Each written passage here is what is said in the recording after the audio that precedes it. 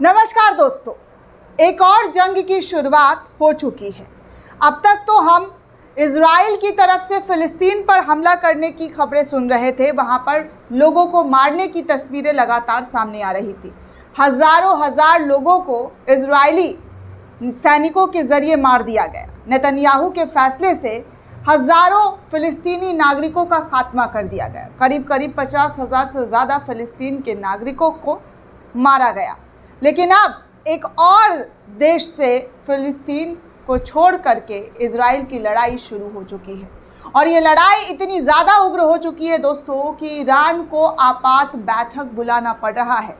क्या क्या हो रहा है आपको पूरी तफसील से इस खबर में जानकारी देने वाली हूँ कि किस तरीके से फिलिस्तीन और हिजबुल्लाह की तरफ से जो लड़ाई है वो उग्र होता हुआ नज़र आ रहा है। खबरों की अगर बात की जाए तो अब जो खबर आ रही है दोस्तों, उसमें कहा जा रहा है कि इजरायली ने एयर स्ट्राइक कर दिया है। हिजबुल्लाह चीफ की बेटी की मौत होने का दावा किया जा रहा है। नसरल्लाह के जिंदा बचने पर भी सस्पेंस बना हुआ है। ईरान के सुप्रीम लीडर ने इमरजेंसी बैठक तक बुला ली है। इजरायली सेना का लेबनान में बैरूत समेत कई इलाकों पर मिसाइल से हमला जारी कर दिया गया है। इजराइल ने बैरूत के दहिया शहर में रहने वाले लोगों को तुरंत खाली करने को कहा है। इजराइल ने बैरूत के दहिया शहर में रहने वाले लोगों को कहा है कि आप अपना इलाका फ़ौरन खाली कर दें। इजरायली सेना का कहना है कि इन जगहों का इस्तेमाल हिजबुल्लाह इजराइल पर हमले के लिए कर रहा है। इससे पहले शुक्रवार की देर रात इजराइल ने हिजबुल्लाह के हेडक्वार्टर पर मिसाइल से हमला किया था। इसमें 6 लोगों की मौत हो गई जबकि 90 लोग घायल हो गए हैं। हमला यूनाइटेड नेशन में प्रधानमंत्री बेंजामिन नेतन्याहू की स्पीच के करीब 1 घंटे बाद किया गया। इजरायली मीडिया रिपोर्ट्स में दावा किया गया है कि हिजबुल्लाह चीफ हसन नसरल्लाह की बेटी जैनब इस हमले में मारी गई है। हिजबुल्लाह ने जैनब की मौत की पुष्टि अभी तक फिलहाल नहीं की है।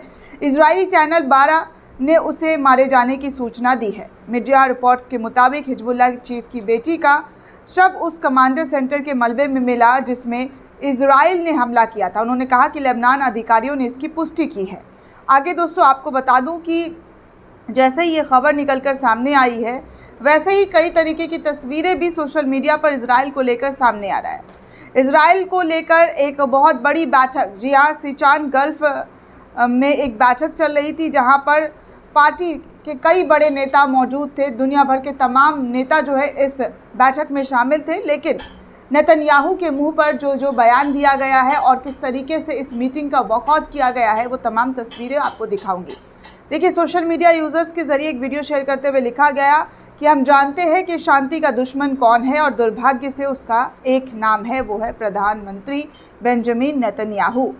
उनकी तरफ से इस तरीके की बातें कही गई है। सिचान गल्फ इसलैंड्स ग्रीन पार्टी की नेता ने ये बात चीख कर सदन में कहा है कि और कोई नहीं बल्कि नेतन्याहू है।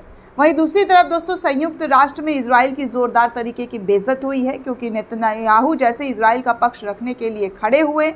इसी दौरान कई देशों के राजनयिक संयुक्त राष्ट्र हॉल से बाहर चले गए क्योंकि अब दुनिया जान चुकी है कि यहूदी नौटंकी कर रहा है और हमदर्दी लेकर गजा लेबनान में आतंकी हमले कर रहा है। इजराइल अभी और जलील होगा।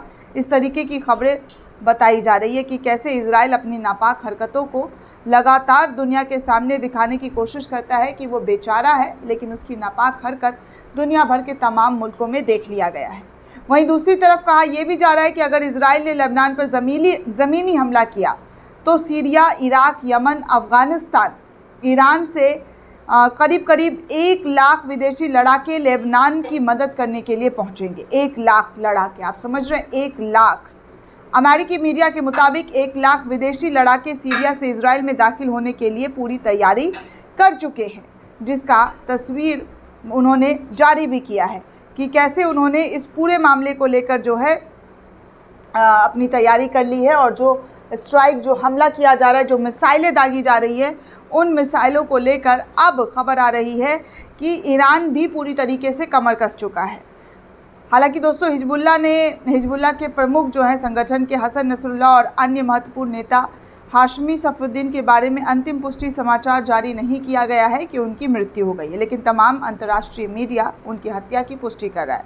हिजबुल्लाह के इजराइल पर जारी विनाशकारी मिसाइल हमले में इस बात को साबित करता है कि कैसे लगातार इजराइल अपनी नापाक हरकतों को, काली करतूतों को अंजाम देने के लिए जो है ये हमला करता हुआ नज़र आ रहा है। वहीं दूसरी तरफ कहा जा रहा है कि लेबनान पर हमले को लेकर फ्रांस के राष्ट्रपति ने अपनी बैठक में ये बात मीडिया के अंदर कही है कि लेबनान पर हमला तुरंत बंद किया जाए, इसको बर्दाश्त नहीं किया जाएगा। अगर ऐसा कुछ होता है तो आगे इजराइल की खैर नहीं। इजराइल पर इस वक्त लेबनान की तरफ से भी ताबड़तोड़ मिसाइलें दागी जा रही है, जहां पर इजराइल का शहर कई तरीके से तबाह बर्बाद होता हुआ नज़र आ रहा है। दोनों तरफ से हमला उग्र होता हुआ नज़र आ रहा है, जिसको लेकर अब ईरान ने आपात बैठक बुलाई है और इस बैठक में कोई बहुत ही बड़ा फैसला लेने का जो स्टेप है वो उठाया जा सकता है।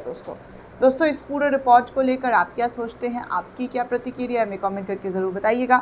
साथ ही साथ चैनल को ज़्यादा से ज़्यादा लाइक, शेयर और सब्सक्राइब करना बिल्कुल भी ना भूलें। धन्यवाद दोस्तों।